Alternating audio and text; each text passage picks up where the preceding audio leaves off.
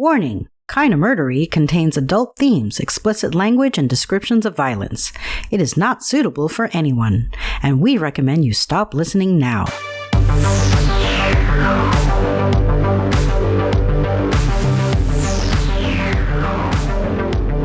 True crime with a dash of the paranormal, the garish, the strange, and the darkly comic. I'm Zevin Odelberg, host of Kinda Murdery, a podcast that's about more than just murder.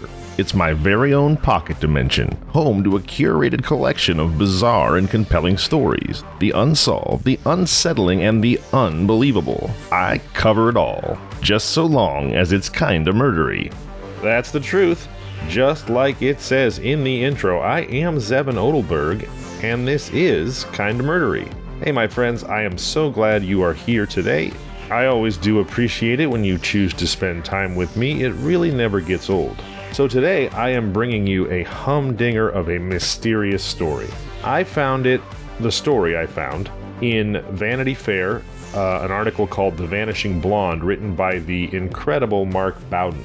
And interestingly, it features a real-life private eye who we have featured before, that is Ken Brennan. If some of you will recall the episodes we did on the murder at the Hotel Elegante, a story which I also first came across in another fantastic article written by the amazing Mark Bowden. So if you want to read incredible true crime stories, look for just about anything written by Mark Bowden. My sources are in the show notes, and I'm not going to tell you much about it up front here because I'm pretty confident that this is a tale that's going to grab you right away. So now, if you are ready, please do join me as we uncover what truths we can and solve what mysteries we may. Kinda Murdery starts now.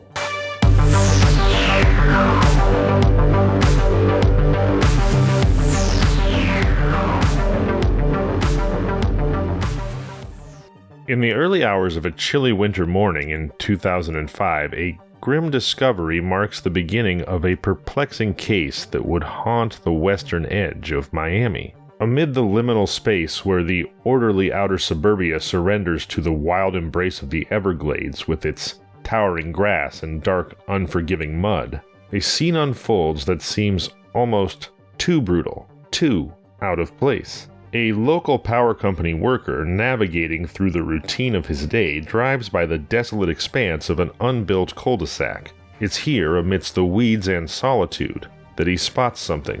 A young woman, only 21 years old, with long blonde curls, lies face down.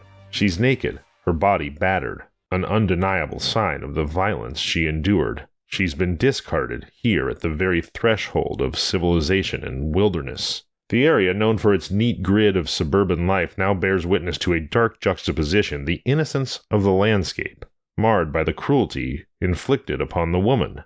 Much to the power company workers' surprise, the woman is still alive. Rushed to Jackson Memorial Hospital by police, she lays unconscious, and then she is airlifted with all haste into the expert hands of those who could save her. Upon regaining consciousness in the trauma center, her memories of the events that led her to the edge of the Everglades were fragmented, obscured by the trauma she'd endured, yet her body told a vivid, harrowing story of survival against a backdrop of unforgivable violence. She had been subjected to a savage assault, raped and beaten with such severity that it was miraculous she'd survived. The attackers had not spared her. Evidence of their violence was clear in the severe head trauma she suffered, with blows forceful enough to rattle her brain. Forensic analysis confirmed the assault, with semen recovered, pointing towards a heinous act of sexual violence. Her physical injuries were extensive. The bones around her right eye were shattered. In the midst of her trauma and confusion, her linguistic struggle added another layer of complexity to her ordeal. Her accent and speech patterns, molded by her native Ukrainian, made communication challenging. She dropped pronouns, inverted sentence structures. Her English was bent around the framework of her mother tongue, rendering her words difficult to decipher. Nevertheless, she managed to make one thing very clear. As soon as she awoke, the woman asked for a lawyer. It was an unusual request, one that hinted at a story that would veer far from that of ordinary sexual assault. Of course, we should all be horrified that there is such a thing as ordinary sexual assault, but nonetheless, it was uncommon for a victim still in the hospital, still suffering horrific injuries, to ask for a lawyer. And whatever the woman's reasons, investigators immediately knew that the truth behind this case was likely to be an elusive and many-layered thing. And indeed, as investigators began to peel back those very layers, the woman's fragmented memories and the physical evidence of her assault would serve as critical pieces in unraveling the mystery of exactly what had happened to her on that terrible winter morning. Miami-Dade detectives discovered that the woman had been residing for several months at the Airport Regency Hotel, a mere 8 miles from the desolate spot where she was discovered. The hotel, known for its crisp efficiency, was a favorite of business travelers navigating long-haul flights. The woman was employed by a cruise ship line, and her long-term stay at the hotel was the result of a severe finger injury she had sustained on the job. Her recovery was being overseen by her employers. As detectives delved deeper, piecing together her account of the events leading up to her discovery at the edge of the Everglades, a bone-chilling narrative emerged. The assault began in her hotel room on the 4th floor. Her attackers, she recalled, were 2 or 3 white men who spoke with what she perceived to be Hispanic accents, though she couldn't be sure. The terrible violence of the encounter was punctuated by moments that haunted her recovery. The stifling pressure of a pillow forced against her face, the bitter taste of the alcohol she was forced to consume, fragmented memories of being carried or dragged, the cold, physical and spiritual violation within the confines of a car's back seat, and her desperate pleas for mercy. These were vivid, traumatic flashes of memory, yet they yielded no substantial leads, no clear pathway to identifying her assailants. The case took an unexpected turn when the woman's lawyer filed a lawsuit against the hotel citing negligence. The legal action sought to hold the establishment accountable, targeting the financial depths of its corporate structure. This move raised eyebrows among the detectives. The dynamics of the case began to shift, prompting them to consider alternative angles. Could there be more to the woman's story than met the eye? The typical profile of a rape victim seemed to misalign with the emerging details of her case. The possibility of a sophisticated scam loomed over the investigation, casting a shadow of doubt on what had initially appeared to be a straightforward case of brutal assault. As the detectives navigated through the murky waters of the case, the line between victim and participant blurred, challenging their perceptions and compelling them to look beyond the surface of the woman's harrowing ordeal. In the wake of her brutal assault, Miami-Dade police detectives embarked on a meticulous investigation of the Airport Regency Hotel's grounds. Inside and outside the hotel, the place she had called home in the months leading up to the incident. They scoured her room for any sign of evidence, conducted interviews with hotel staff, and sifted through hours of surveillance footage from the morning of the attack. The detectives also scrutinized the guest list, a daunting task given the hotel's 174 rooms and the transient nature of its clientele. However, the sheer volume of the guests and the limited resources of a police department stretched thin by the demands of a high-crime area meant that running comprehensive checks on each individual was an impractical, if not practically impossible, endeavor. As days turned into weeks, the investigation found itself mired in a standstill. The sex crimes unit, despite their efforts, hit a wall. The absence of clear leads or actionable intelligence left them with a case that was as perplexing as it was frustrating. Detective Alan Foote, who spearheaded the investigation, summed up their predicament with a sense of defeat, noticing that their avenues for progress had, quote, dried up. The physical evidence of the assault was undeniable and disturbing. The woman had sustained severe head trauma, the kind that leaves lasting scars, both physical and psychological. Her right eye was surrounded by shattered bones. Yet, with the criminal investigation stalled, the pursuit of justice shifted gears, moving from the police department's jurisdiction to the civil courts. The hotel, faced with a lawsuit alleging negligence on their part, geared up for a legal battle. In a strategic move to bolster their defense, the law firm representing the hotel enlisted the services of Ken Brennan, a private detective. Brennan was tasked with a formidable challenge: to unravel the mystery that so far eluded the police, to piece together the events of that fateful morning, and to uncover the truth behind the violent assault that had taken place under the roof of the Airport Regency Hotel. Detective Alan Foote's initial reaction to Ken Brennan's involvement was, unsurprisingly, less than enthusiastic. The integration of a private detective into an ongoing case often meant unwelcome complications, and Brennan, with his striking presence, was no exception. Embodying the quintessential image of a private investigator, Brennan was a figure that could easily dominate any room. Middle-aged and deeply tanned, his gray hair and muscular physique were complemented by his choice of attire. Open-necked shirts that subtly showcased his strength, and a bright, solid gold chain that hinted at a life well lived. His appearance projected an aura of maturity, vitality, and success, elements that did define both his personal and professional life. Brennan's background was as colorful as his personality. He was a former cop from Long Island who also boasted experience as a DEA agent, a role he left in the mid-90s to explore new ventures including commodities brokering and private investigation. It was the latter that captured his interest and suited his talents.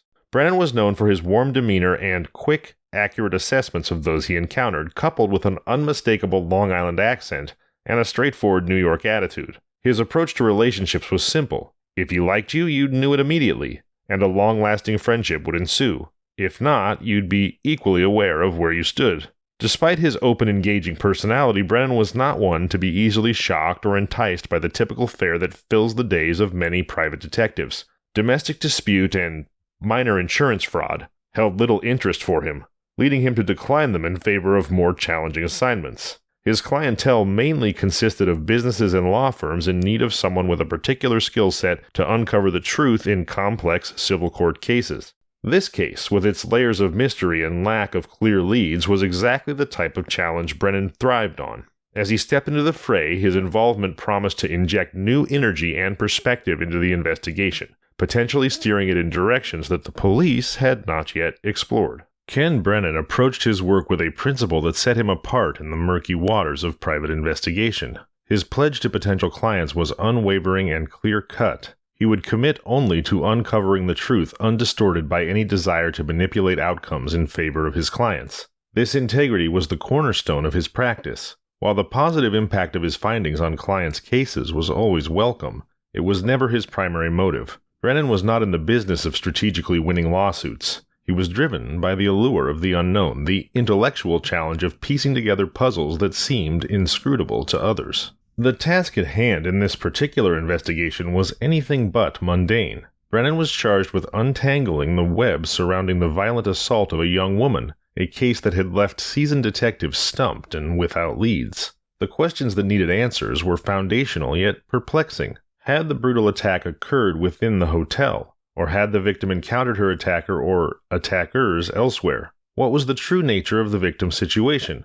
Was she merely an innocent caught in a vicious cycle, or was her story intertwined with the operations of an Eastern European criminal syndicate? The possibility of her involvement in prostitution or being implicated in some other manner added layers of confusion and complexity to the investigation. Brennan faced a labyrinth of possibilities, each hypothesis branching into myriad questions, each as critical as it was challenging. The lack of definitive answers and the abundance of speculation only served to deepen the intrigue of the case for Brennan. His task was not simply to find the perpetrators, but to navigate through the fog of uncertainty and misinformation to uncover the reality of what had transpired. This was a mystery that promised to test his skills and determination, a challenge that Brennan was all too eager to accept. When Ken Brennan made his introduction to Detective Alan Foote of the Miami-Dade Police Sex Crimes Unit, he did so with the straightforwardness that comes from shared experience. He believed he'd found a kindred spirit in Foote. "I used to be a cop and a federal agent," Brennan declared, not just as an introduction, but as a statement of credibility. Foote, sizing up Brennan, found himself face to face with someone who not only shared his world, but also brought an outside perspective that could prove invaluable. Brennan wasted no time in laying out his philosophy, a mix of blunt honesty and professional insight. "Look, you and I both know there's no fucking way you can investigate this case," Brennan asserted. His words, far from dismissive, carried a weight of understanding, acknowledging the harsh realities of resource constraints and the complexities of the investigation. "I can see this through to the end. I won't step on your dick, and I won't do anything without telling you about it. If I figure out who did it, you get the arrest. I won't do anything to fuck it up for you." This proposition, forthright and devoid of any pretense, resonated with Foote. Here was Brennan not just offering to lend his expertise, but pledging to navigate the intricacies of the case with respect for the detective's role and the police investigation's integrity. Foote, confronted with an offer that broke from the usual solitary confines of his police work, made an uncharacteristic decision. He shared the contents of his file with Brennan, crime scene photos, surveillance footage, and the victim's fragmented, confused statement. Interviews with the hotel staff had led nowhere. They hadn't seen anything, and Foote had hit a dead end. Handing over the information, Foote's gesture was one of tacit collaboration, driven perhaps by a sense of desperation, but also by a recognition of Brennan's potential to make a breakthrough. Good luck, he thought, a silent acknowledgement of the daunting task ahead, but also a nod to the possibility that Brennan, with his unique blend of experience, determination, and straightforwardness, might just unravel the mystery that had eluded the police. As Ken Brennan delved deeper into the case, the previous efforts of an insurance adjuster caught his attention. By November 2005, 8 months since the woman was discovered, the adjuster had compiled a detailed summary that Brennan now reviewed with a critical eye. The victim's recollections were fragmented and inconsistent, complicating the narrative. Initially, she reported a single assailant, but this number fluctuated to 3, then 2, and her description of their accents shifted from Hispanic to possibly Romanian. These inconsistencies, combined with the lack of concrete evidence, had stymied any progress in implicating a suspect. The security infrastructure of the Airport Regency Hotel where the victim had been staying presented another significant challenge to the solving of the case. The property was well protected, surrounded by fencing with locked and monitored back gates. Egress was limited to a few points, all under strict surveillance. At night, access was further restricted, the back door locked, requiring remote opening. 2 security guards were stationed around the clock, their watchful eyes complemented by an array of surveillance cameras covering every potential point of entry and exit. The front entrance, the back, the lobby, the elevator leading from the lobby, and additional areas like the pool and parking lot. Moreover, the hotel employed a digital keycard system for room access, generating a precise computer record of each entry and exit. This system theoretically enabled the tracking of every guest's movements, offering a potential treasure trove of data for someone trying to piece together the events of that fateful night.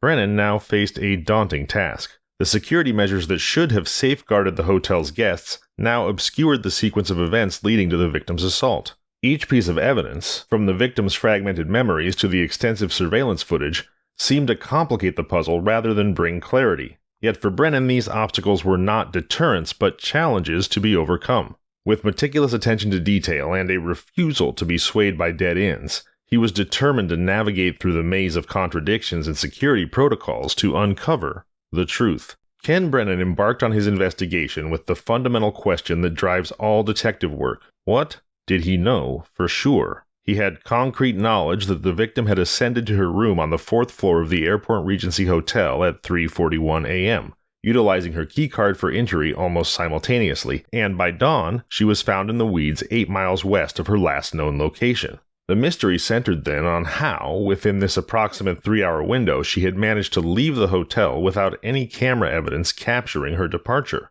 The hotel's surveillance system had thoroughly documented the victim's movements throughout the night, her bright red puffy jacket and shoulder-length blonde curls making her a distinct figure against the hotel's backdrop. Her restlessness was evident. After months of residing at the hotel, she frequented the lobby, engaging with staff and guests, stepping out for smoke breaks, her movements captured by the vigilant eyes of the security cameras. Her night was punctuated by outings, including dinner with a friend, returning around midnight, only to leave again around 3 in the morning. The front entrance camera recorded her departure and subsequent return following a brief trip to a nearby gas station to purchase a phone card for a call to her mother in the Ukraine. Her re-entry into the hotel and her final elevator ride upstairs were crucial moments. Notably, a large black man entered the elevator with her, engaging in a brief exchange captured by the camera. There was a 20-minute gap between her entering the elevator and using her key card to enter her room, which sparked much speculation.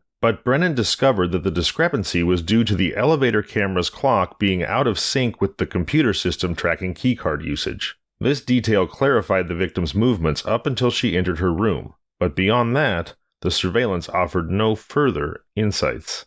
Brennan's focus sharpened on the mystery of her departure from the hotel. Given the comprehensive coverage of the hotel's cameras, the absence of footage showing her exit raised questions. Brennan's meticulous review of the surveillance footage and the timing discrepancy provided a foundation upon which to build his conclusions. With the victim's movements accounted for within the hotel, the challenge lay in piecing together how she left the premises undetected. Ken Brennan's investigation took him into the heart of the mystery. How had the victim left the Airport Regency Hotel without a trace on the surveillance cameras? The hotel's security system, reliant on motion detectors to activate the cameras, had proven infallible against attempts by the Miami-Dade detectives to evade detection. Despite their efforts to move slowly or from angles they hoped the cameras would not cover, the system captured their every move without fail. One working hypothesis, that the victim may have exited through her fourth-floor window, was meticulously considered and then ultimately dismissed.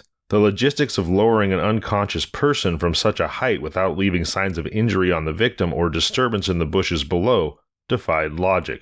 Even without these obvious concerns in regard to the feasibility of this scenario, Brennan still found it highly improbable, acknowledging that sex crimes are seldom, if ever, executed with such elaborate coordination and equipment. Driven by the conviction that the solution must lay within the bounds of the ordinary, Brennan turned his attention back to the more plausible route of exit, the elevator to the lobby and out through the front door. This path, however ordinary it seemed, presented its own set of challenges given the victim's absence from the video record during her supposed exit. The case summary by the insurance adjuster underscored the mystery, saying, quote, "Needless to say, the big mystery here is how this woman got out of the hotel," unquote. It was a mystery that until now remained unsolved. In a moment of insight, Brennan considered a new angle. Disguise? This single word, penciled onto a memo, opened up a new line of inquiry. The premise was simple yet potentially groundbreaking.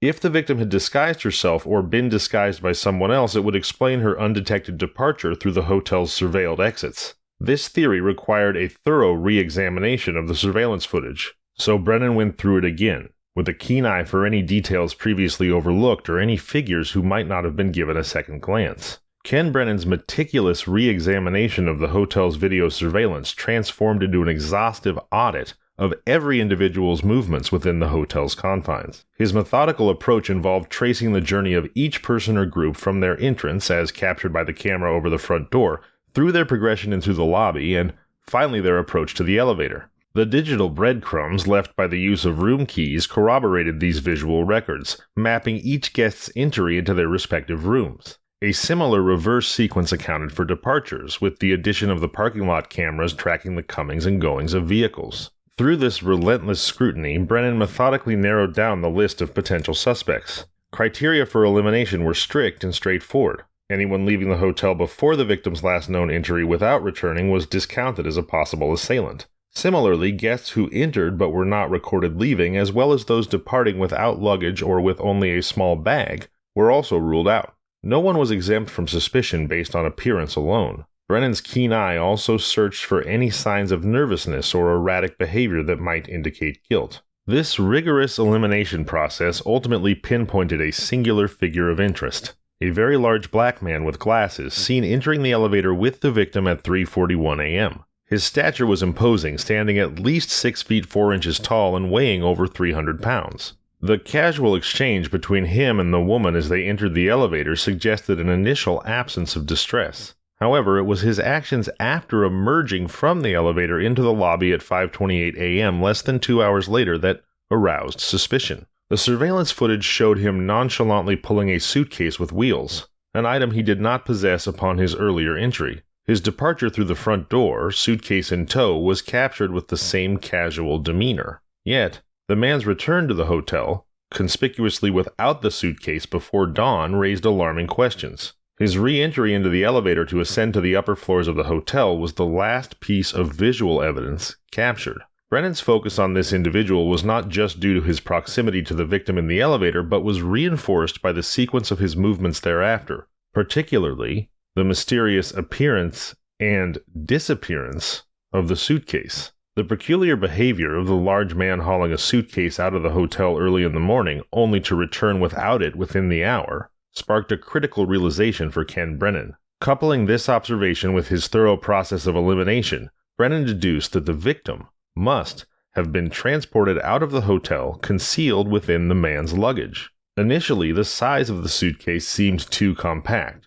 resembling those typically stored in airplane overhead compartments, but this was a deceptive appearance given the man's considerable size. Brennan was determined to quantify his hypothesis. He meticulously analyzed the surveillance footage, comparing the suitcase's dimension against fixed points in the video, such as the number of tiles it passed and the height of a bar inside the elevator. By obtaining a suitcase matching these calculated dimensions, a suitcase that was significantly larger than it initially appeared on camera, Brennan conducted a stomach-churning experiment. A flexible young woman, mirroring the victim's size, was in fact able to fit inside the suitcase, confirming the plausibility, or at least executability, of his theory. Further scrutiny of the footage revealed a subtle yet telling detail. As the man exited the elevator, the suitcase's wheels momentarily snagged on the gap between the elevator floor and the lobby. The man had to tug slightly to free his luggage.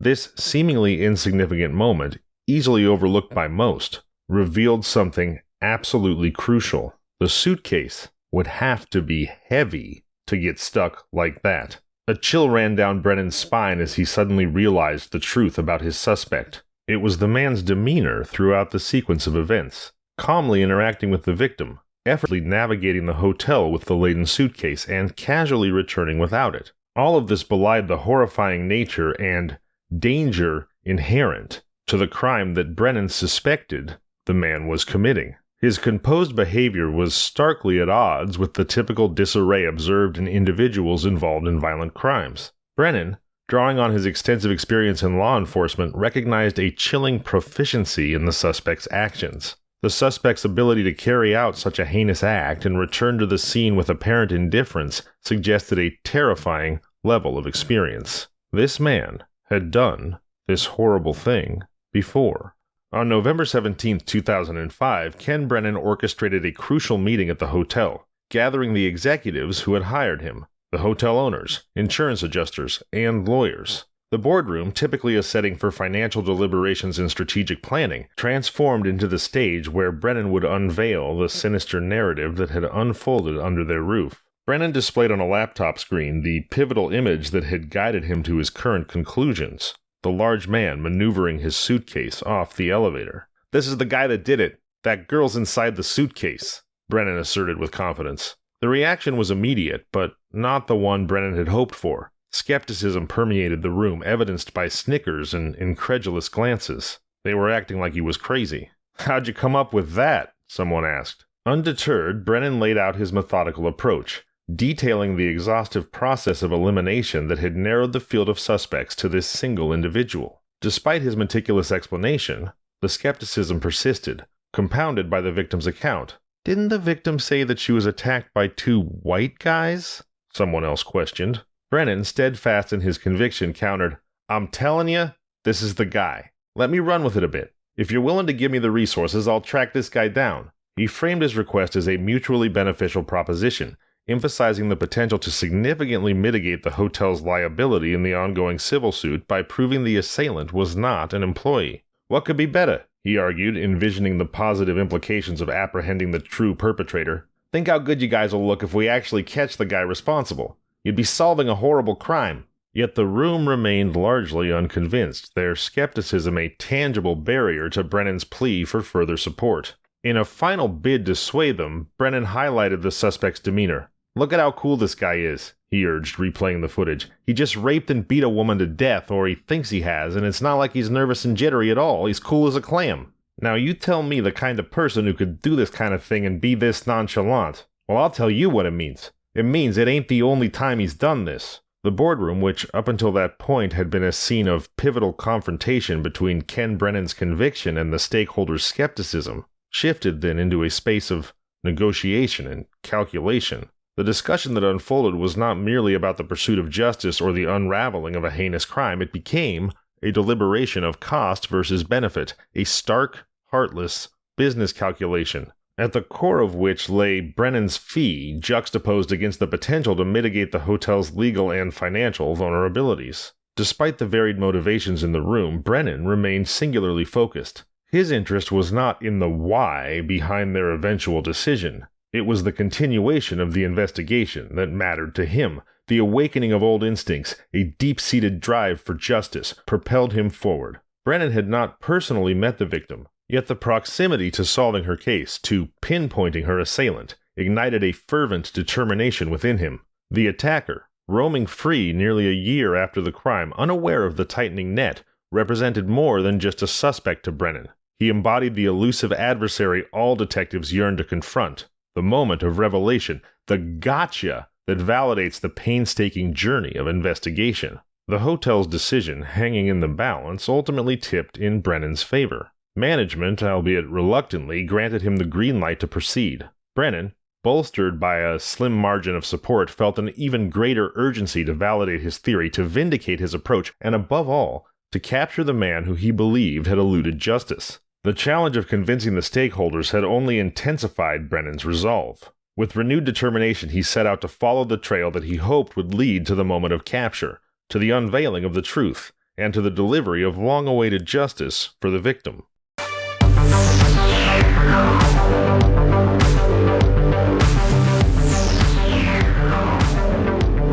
The hotel records offered no assistance in the investigation. The sheer number of rooms, combined with the constant flow of guests, rendered a detailed examination of every individual who passed through its doors an impractical task. Furthermore, the memory of the hotel staff failed to provide any leads. A 300-pound black man with glasses did not stand out in their recollections, leaving uncertain whether he was a registered guest, a visitor, or possibly sharing accommodations with another guest. The practice of photocopying guests' driver's licenses was inconsistently applied and proved futile as well. The resulting images were often too blurry to discern any useful details or faces. Returning to the surveillance footage with a clearer focus, Brennan delved into the task of meticulously tracking every movement of the man he now considered his primary suspect.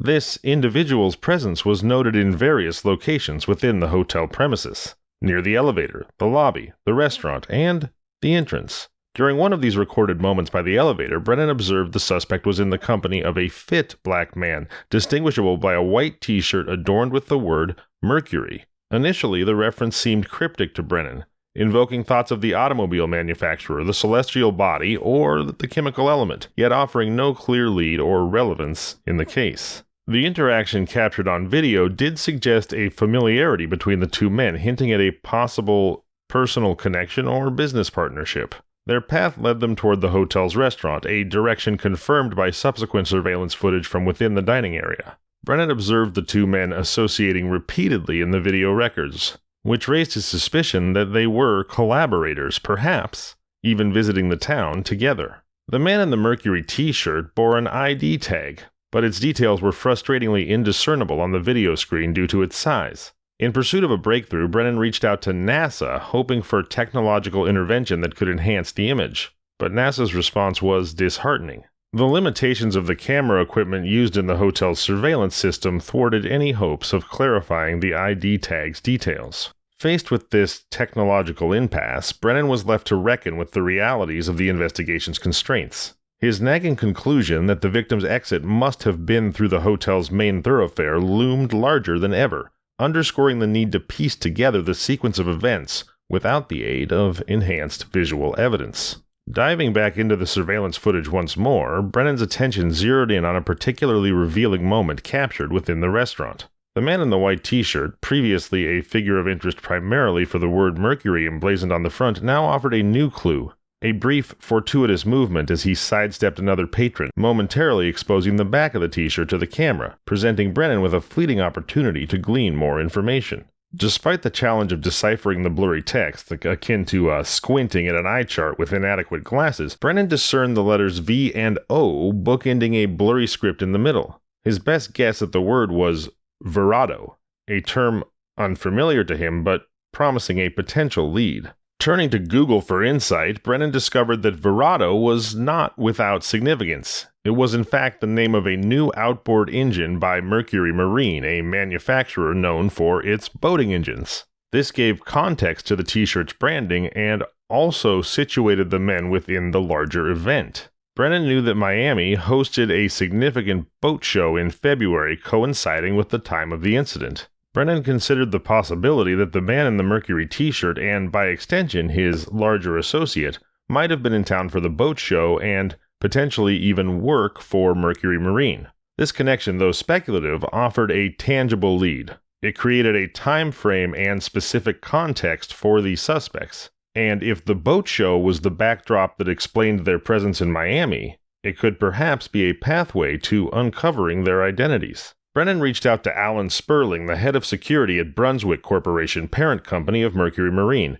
He speculated that if Mercury Marine had lodged its boat show employees at the airport Regency, he may finally uncover the identities of the two men, or at least the man in the Mercury t-shirt.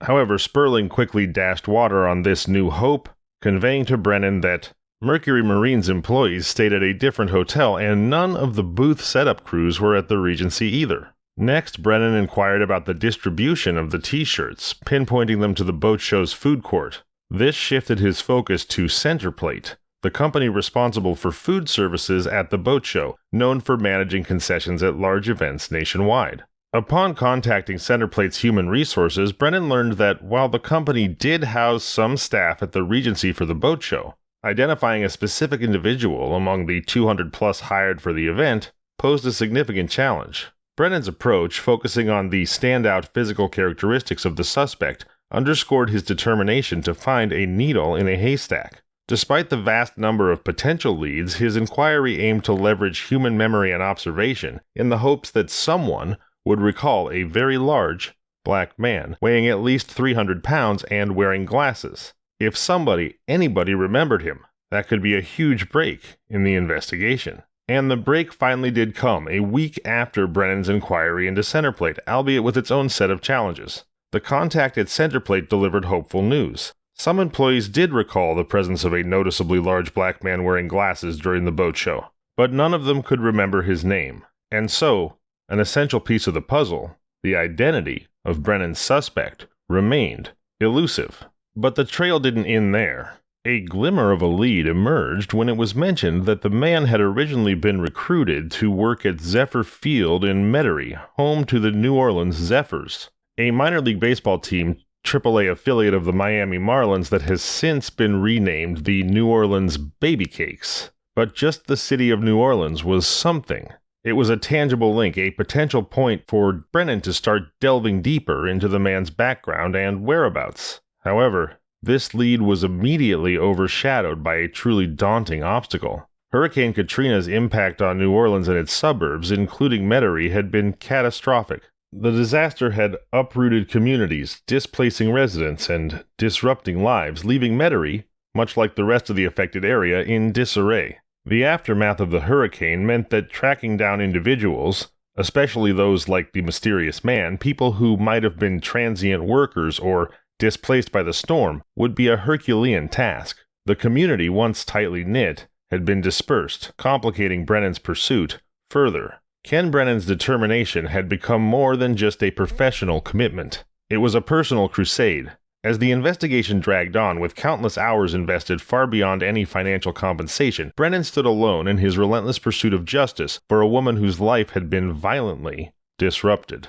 The underlying motive of the hotel's insurers to shift the narrative towards the victim's supposed lifestyle choices in order to absolve themselves of liability was a path that Brennan refused to tread. Ken Brennan had only one true north. From the beginning, he had pledged allegiance to the truth, and only the truth, regardless of where it led or whom it implicated. Detective Foote, though he had provided Brennan with all available information, harbored doubts about the viability of the investigation. With a caseload of other incidents that offered more tangible leads and outcomes, Foote's skepticism mirrored the broader disinterest that seemed to surround the case. Yet, within Brennan's mind, the image of the suspect was vivid and constant, an imposing figure moving through life with an air of untouchable confidence. This mental portrait of the suspect casually interacting with potential victims while secure in the belief that his heinous acts were untraceable fueled Brennan's resolve. The notion of the attacker, brazen and unrepentant, blending into the everyday while hiding in plain sight, propelled Brennan forward. It was this compelling image, and the desire to shatter the perpetrator's smug assurance of anonymity, that drove him to push the limits of investigation, seeking justice in a case that had become far more than just another job. In the aftermath of Hurricane Katrina, Brennan found a ray of hope through a connection from his past. Captain Ernest Demma of the New Orleans Police Department. This wasn't just any acquaintance. Brennan had earned the nickname Batman from Demma years earlier during a vacation in the French Quarter. when Brennan spontaneously intervened to help Demma subdue a suspect that had violently broken free. "The guy'd broken away from me," Demma recalled, "and out of nowhere, here comes this guy in a black jacket flying down the sidewalk who runs him down, tackles him, and held the guy until my men could subdue him. He was fantastic." Such acts of courage forge bonds that time and distance cannot erode. And when Brennan, now in pursuit of justice for a case that seemed to reach a dead end at every turn, reached out to Demma, the response was swift and unwavering. With New Orleans still reeling from the devastation of Katrina, Demma leveraged his resources for Brennan. He dispatched a sergeant to Zephyr Field, despite the challenges the minor league baseball team faced in restoring the hurricane-damaged facilities. This effort paid off when Demma delivered a crucial piece of information to Brennan. "Good news is, I know who this guy is." However, the revelation was tempered by reality. His name's Mike Jones. Now, there's probably only 1,000,000 of them, and he doesn't work there anymore, and nobody knows where he went. With the name Mike Jones in hand, Brennan dove into the records of the Regency Hotel and found a match. A guest named Michael Lee Jones had been there during the critical period, aligning with the timeline of the assault. However, the trail grew cold with a canceled credit card and an outdated Virginia address. The only lead, a phone number, curiously looped back to Centerplate, the company that ran food services for the boat convention, not bringing Brennan any closer to finding Jones. But the trail was heating up. Knowing that Jones had moved on from Centerplate without a trace left a gnawing question. Where had he gone? Brennan surmised that Jones' method, bold and systematic, suggested a routine honed by repetition. The mobility afforded by his job with Centerplate as a convention food services worker covering different cities and having his expenses covered seemed too ideal for someone with Jones' predatory patterns to abandon lightly. This line of thought propelled Brennan to consider where a person with Jones' specific set of skills and proclivities might find similar employment. Armed with Centerplate's list of main competitors, Brennan embarked on a meticulous process of elimination, contacting the HR departments of each company. Despite the string of dead ends, Brennan's persistence never wavered. His investigative journey took a promising turn when he discovered that one of the companies, Ovations, was based in Tampa, a destination already on his itinerary. Understanding the value of face-to-face interactions, Brennan seized the opportunity to visit Ovations in person. Leveraging his persuasive skills, he managed to secure a meeting with the company's COO. With a blend of earnestness and determination, Brennan laid out the essence of his search. Was Ovations employing a man fitting the description of Michael Lee Jones, a towering figure, well over 300 pounds and distinctively bespectacled? This question sparked a crucial moment in Brennan's investigation.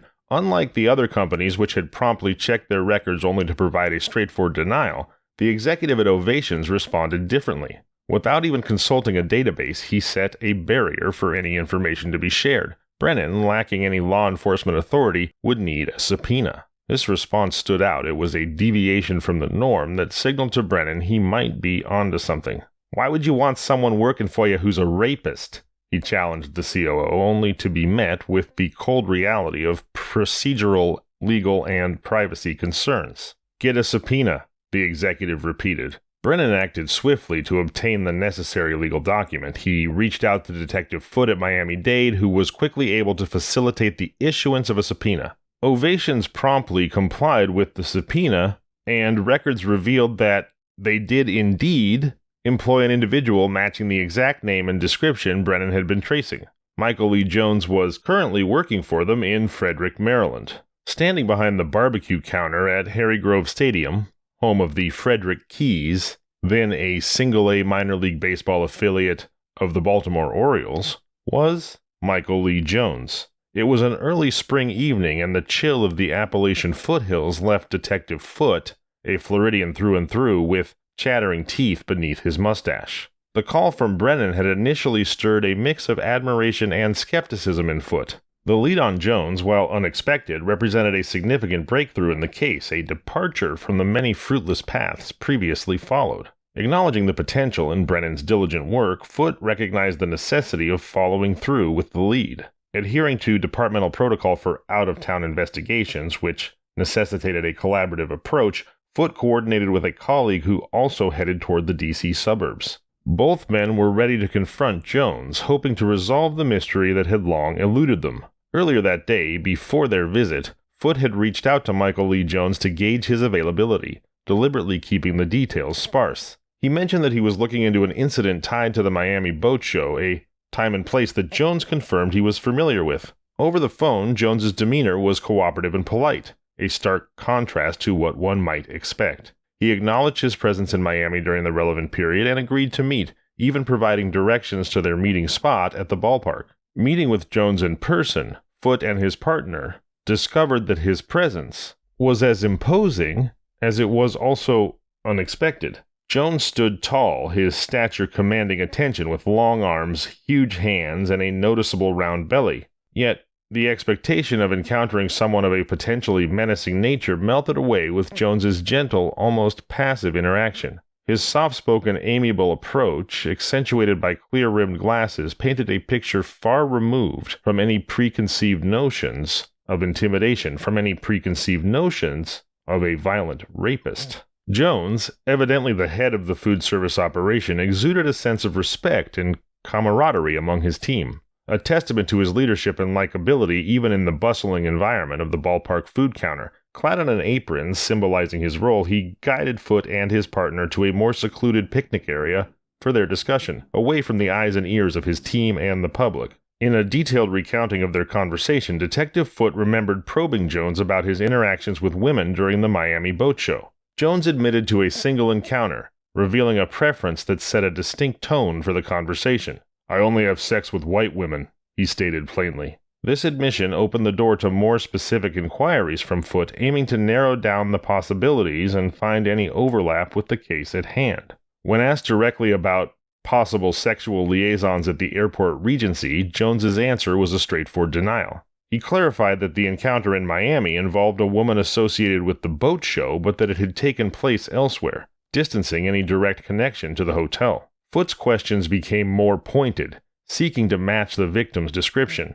"Any blonde women?" The answer was again negative, further diverging from the details of the case. However, Jones provided a piece of information that added a new layer to his account, noting that the woman he met was German, a detail that stood out, albeit not aligning with the specifics of the case, although it doesn't seem too far-fetched that someone might mistake a Ukrainian accent for a German one if they were unfamiliar with either. Under the cold evening sky, Foote cut straight to the chase, feeling the weight of the investigation bearing down on him. "Look, I've got a girl who was raped that week. Did you have anything to do with it?" he pressed.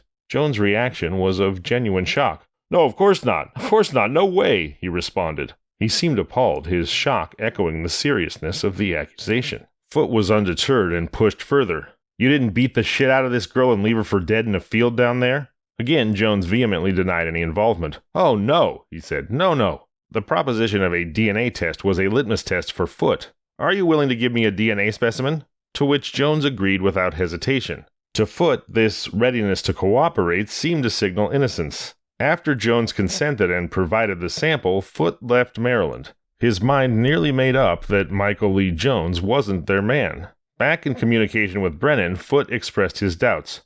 "I'm telling you, Ken, this ain't the guy." Brennan, however, was not swayed, maintaining a staunch belief in Jones's guilt. "No, man, he's definitely the fucking guy." Driven by this conviction, Brennan himself visited Frederick, engaging Jones in conversations that yielded no confession or slip-up. It wasn't until months later that the narrative took a dramatic turn. The DNA results had finally been processed, and they delivered a jarring verdict. Foote's call to Brennan was both a concession and a revelation. "You ain't gonna believe this," he began, setting the stage for the unexpected conclusion. "You were right." I have a feeling Brennan believed it. Jones's DNA had matched, solidifying his connection to the crime in a way that circumstantial evidence and denials could not contest. In October, Brennan traveled to Frederick to witness the culmination of the investigation, Jones's arrest by Foote, 11 months after taking on the case. Foote charged Jones with serious offenses including rape, kidnapping, and severely beating a young woman.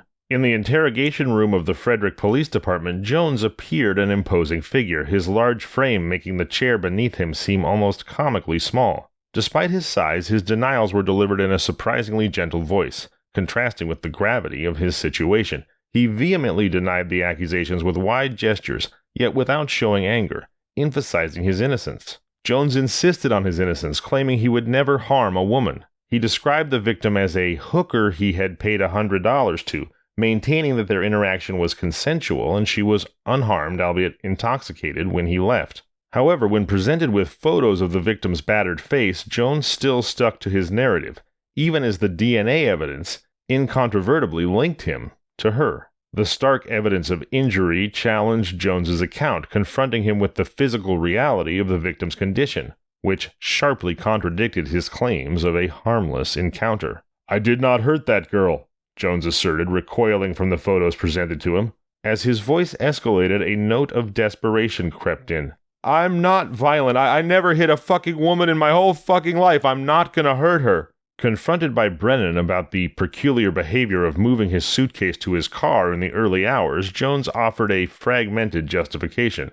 "I couldn't remember if we were leaving that day or the next day. I wasn't sure for some reason, so I thought, fuck it, time to go." Brennan's interrogation revealed a discrepancy that momentarily caught Jones off guard. While Jones claimed his suitcase was filled with innocuous items like clothes, shoes, and a video game, Brennan pointed out that the effort it took to pull the suitcase off of the elevator hinted at a significant weight. Jones then hastily amended his account to include a, quote, large number of books, unquote, citing his passion for reading. However, when pressed for details about his reading material, Jones faltered, unable to recall even a single title, a lapse that cast further doubt on his credibility and deepened the intrigue of what truly was contained within the suitcase. Jones's cooperative demeanor throughout the process played significantly in his favor, softening the impact of the damning DNA evidence against him. His previous arrest for soliciting a prostitute provided a plausible explanation for his reluctance to admit the transaction with the victim. Furthermore, his willingness to provide a DNA sample voluntarily could be interpreted by some as a sign of innocence, counteracting assumptions of guilt. The crux of the trial would likely pivot on the credibility of the testimonies, Jones's word versus that of the young woman. However, the victim's effectiveness as a witness was compromised. Although she identified Jones from a lineup, her hazy recollection of the events and the fact that she had seen Jones previously, making his face familiar compared to the others in the lineup, diminished the reliability of her identification. Discrepancies between her account of the assault and the narrative constructed through Brennan's investigative efforts introduced further doubt. Even Detective Foote, initially skeptical of Brennan's single-minded pursuit, began to question the veracity of the victim's story in light of the investigative findings. This confluence of factors, the victim's unreliable testimony, Jones's consistent cooperation, and the explanations for the DNA evidence, muddied the waters of the case, challenging the straightforward narrative of guilt that seemed apparent at the investigation's outset. Ultimately, the legal proceedings in Miami culminated in a plea deal for Jones, who admitted to sexual assault in exchange for the dismissal of the graver charges, and he wound up with a relatively light sentence of 2 years in prison. For Brennan, who had tirelessly pursued Jones, believing firmly in his guilt beyond just this one incident, such an outcome was less than satisfactory. And once again, despite his frustration, Brennan's instincts were sound. The conclusion of this case was merely the beginning of a broader revelation regarding Jones's criminal activities. Brennan's conviction in Jones's pattern of behavior, rooted in the initial surveillance footage and reinforced by his personal interactions, remained unshaken. He saw Jones's actions not as isolated but indicative of a serial predator's modus operandi. Brennan's observations and instincts led him to stress to Detective Foote the importance of entering Jones's DNA into the national database, CODIS, the Combined DNA Index System. Brennan was confident that Jones's past would catch up with him through this tool. CODIS is a database managed by the FBI containing millions of DNA profiles from offenders and unsolved crime scenes, and it serves as a crucial resource in linking crimes across jurisdictions. The entry of Jones's DNA by the Miami-Dade police was a pivotal step. After the procedural verification by the FBI, Jones was linked to 3 additional cases, underscoring the efficacy of CODIS in bringing connections that might otherwise remain obscured by geographic and temporal distances, meaning the amount of time that had passed between events, temporal distances. Linking Jones to 3 more cases validated Brennan's assertions about Jones's ongoing threat and demonstrated the essential role of DNA evidence in unveiling the broader scope of a criminal's activities. The matches found within CODIS not only shed light on Jones's history of violence, but also provided a measure of vindication for Brennan's unwavering pursuit of justice, illustrating that even when a case seems to reach a resolution, the story and the search for truth can continue to unfold, revealing deeper layers of criminal behavior and the need for further justice. And we'll talk about that now. As our scene shifts to an office in the Colorado Springs Police Department Sex Crimes Unit, where Detective Terry Thrumson was deeply troubled by an unresolved case. A blonde-haired, blue-eyed woman had endured a harrowing experience on December 1, 2005. She was offered a lift by a stranger, a large black man wearing glasses, who then manipulated his way into her apartment and assaulted her, muffling her cries with a forceful hand. For over 2 years, Thrumston grappled with a lack of leads, leaving the case in a standstill, until a breakthrough occurred.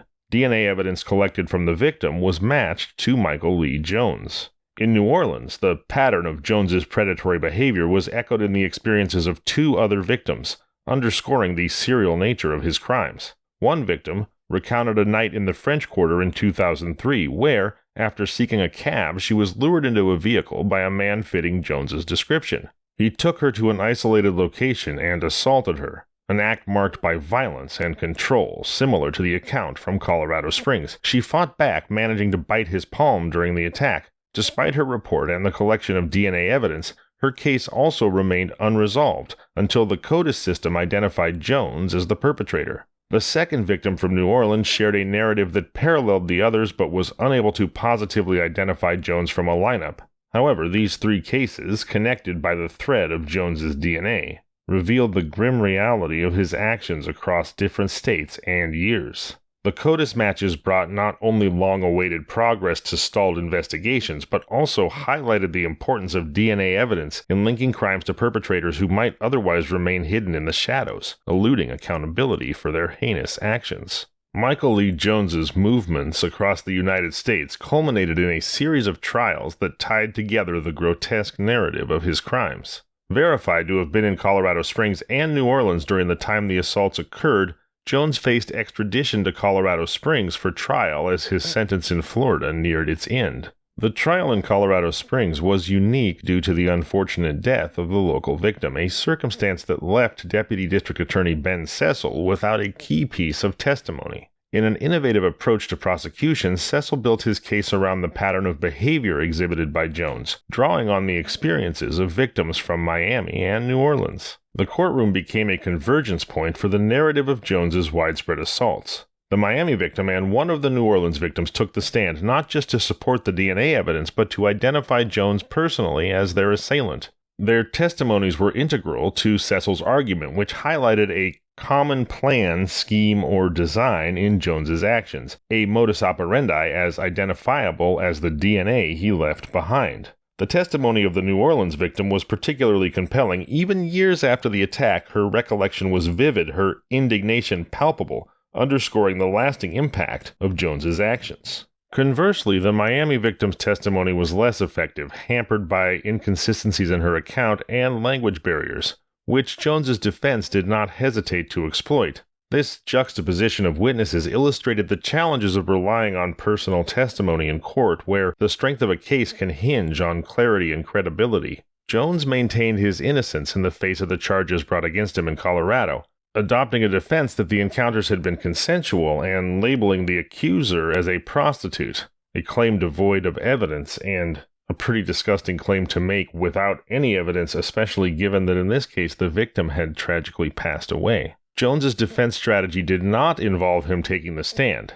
Instead, his attorneys voiced these arguments on his behalf. The jury, however, faced the challenging task of reconciling Jones's defense with the pattern of accusations against him. While the notion of 2 individuals in different states under different circumstances accusing a man fitting Jones's distinctive description of assault could be seen as a coincidence, the introduction of a third similar accusation strained credibility. The jurors were presented with a scenario that defied simple explanations, especially in light of the absence of any substantiation for the claim that the victims were engaged in prostitution. Central to undermining Jones's defense was the irrefutable evidence provided by DNA. This scientific proof, combined with the improbable coincidence suggested by his defense, led the jurors to a conclusion that transcended the reasonable doubts Jones's lawyers sought to instill. The DNA acted not only as a link to each crime, but also as a testament to the pattern of behavior that Jones and his defense attempted to dismiss, anchoring the case against him in a reality that his narrative could not distort. Michael Lee Jones was convicted in 2010, and he is now spending the expanse of his remaining years behind the walls of the Fremont Correctional Facility in Colorado. The consequence of his actions distilled into sentences that combined anchor him to a life in prison. The judgments passed, 24 years to life for sexual assault with force, and an additional 12 years to life for felonious sexual contact, demonstrate the severity of his crimes in legal terms. 38 years old at the time of his conviction in 2010, Jones would now be 52, and his future is defined by the calendar of the penal system, with a parole hearing, his soonest parole hearing, on the horizon for 2032. This is the absolute earliest that Jones might argue for a life beyond prison. However, Colorado State still projects that Michael Lee Jones will be a permanent resident of the penal system until his death. Meanwhile, and I suppose obviously, the repercussions of Jones's actions extend beyond the confines of the correctional facility. His victim in Miami pursued justice through civil means, leading to a $300,000 settlement with the hotel and its security company. The settlement, while it certainly cannot undo the trauma endured, serves as a tangible acknowledgement at least of the harm suffered and a reminder of the lasting impact of Jones's crimes. Back in Miami, Ken Brennan returned to his private detective work, carrying with him a deep sense of accomplishment from the Michael Lee Jones case. He is enormously proud, and understandably so, of the pivotal role he played in ensuring Jones's incarceration. Brennan, always confident in his investigative acumen, sees the convictions as just the beginning, saying at the time, "The cases they got on him, they're just the tip of the iceberg. Once other jurisdictions start checking their DNA files on cases when this guy was at large, I guarantee you they'll find some more." As we know, Ken Brennan's instincts have a pretty strong track record. Now, in 2015, while incarcerated, Michael Lee Jones pled guilty to the New Orleans rape charges. I'm not sure if any additional victims of his have been found. If anybody knows more, I'd love to know. Until next time, I'm Zevin Odelberg, and this has been Kinda Murdery. If you like the show, please subscribe, review, and tell your friends. You can find us on social media at Kinda Murdery or email at kindamurdery@gmail.com.